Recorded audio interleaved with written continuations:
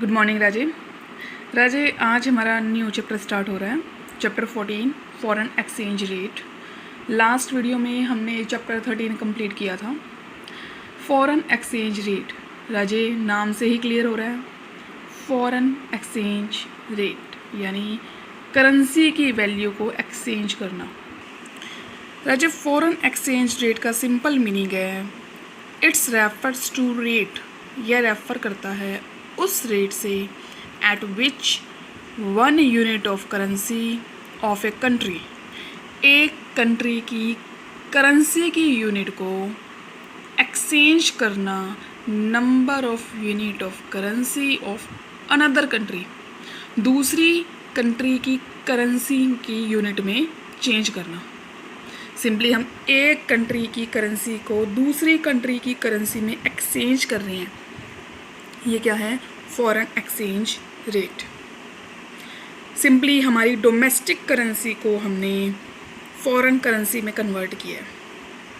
Example लेते हैं, हम ₹50 पे कर रहे हैं, हम 50 रुपये पे कर रहे हैं सिंपली बाय करने में, ख़रीदने में एक USA डॉलर, यानी एक USA डॉलर की कीमत क्या है? Indian 50 rupees. ये क्या है? Foreign exchange rate. Type of foreign exchange rate या फिर सिस्टम ऑफ एक्सचेंज रेट। राजे, दो ही सिस्टम अप्लाई होते हैं या दो ही टाइप है हमारे एक्सचेंज रेट के। First one fix exchange rate system, second one flexible exchange rate system. Fix exchange rate system का मतलब है राजे वो रेट जो गवर्नमेंट के द्वारा फिक्स की गई है। ये हमारी दो इम्पॉर्टेंट वेरिएंट पे अप्लाई होती है। First one gold standard system of exchange rate, second one Britain wood system of exchange rate, जिसे हम adjustable peg system of exchange rate कहते हैं। ये दोनों के दोनों सिस्टम ही कंपैरिजन करते हैं गोल्ड की क्वांटिटी को एक करेंसी के अंदर, यूनिट ऑफ करेंसी के अंदर। Gold standard system of exchange rate. Gold standard system of exchange rate का मतलब है simply most of countries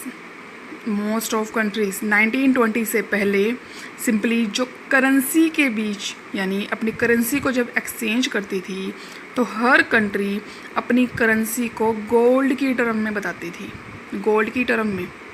simply according to this जो वैल्यू ऑफ वन करेंसी है यानी हमारी एक करेंसी की वैल्यू है in the term of other currency, दूसरी करेंसी को एक्सचेंज करने के लिए गोल्ड में फिक्स की जाती थी। एग्जाम्पल ले रखा है, सपोज करो इफ़ यूके पौंड, जो यूके का पौंड है वो 4 ग्राम गोल्ड है, जो US का डॉलर है वो 2 ग्राम गोल्ड है। इसका मतलब क्या है? एक यूके का जो पौंड है वो 2 US डॉलर के इक्वल है, यानी एक्सचेंज रेशो क्या हुआ? यूके और US में 1:2। ये हमारा क्या है? Gold standard exchange rate.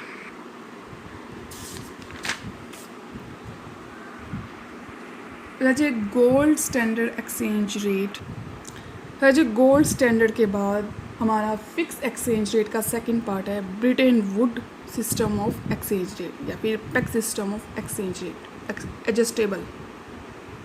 Britain wood system of exchange rate के अंदर हम देखेंगे जो फिक्स सिस्टम है एक्सचेंज रेट का वो कुछ एडजस्टमेंट पे बेस्ड है, इसलिए हम इसे adjustable peg system of exchange rate कहते हैं।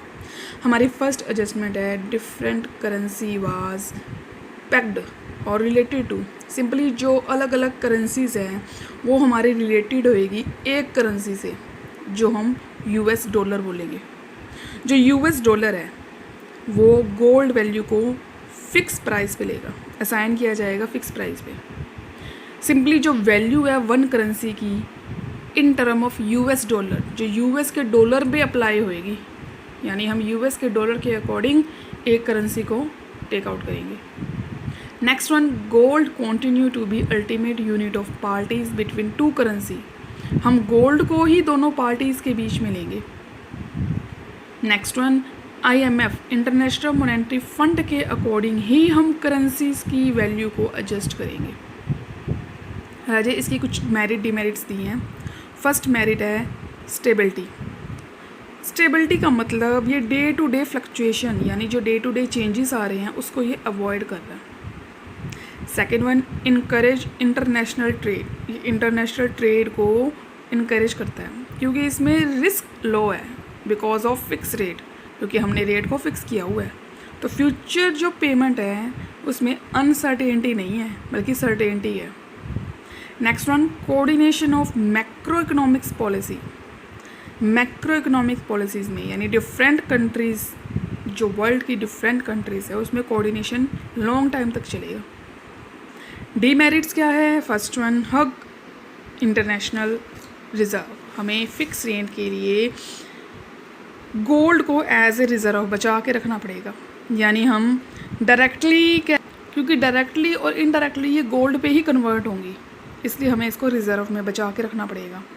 Second one, restricted movement of capital. इसमें हम कैपिटल को मूव नहीं कर सकते country to country. Next one, discourage venture capital. राजा, वेंचर कैपिटल का मतलब है वो कैपिटल जो हम फॉरेन करेंसी में इन्वेस्ट करते हैं इंटरनेशनल मनी मार्केट में प्रॉफिट को कमाने के लिए। अब इस पे भी क्या हो जाएगी? रिस्ट्रिक्शन, रोक लगा दी जाएगी। Next one, rigidity in resources allocation.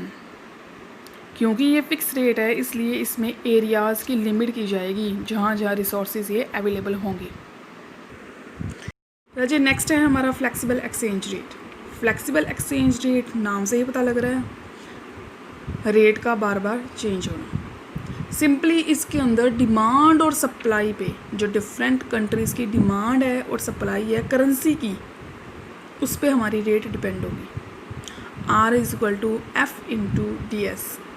R means exchange rate, D means demand of different currency in the international market, supply means supply, S means supply of different countries currency in international market.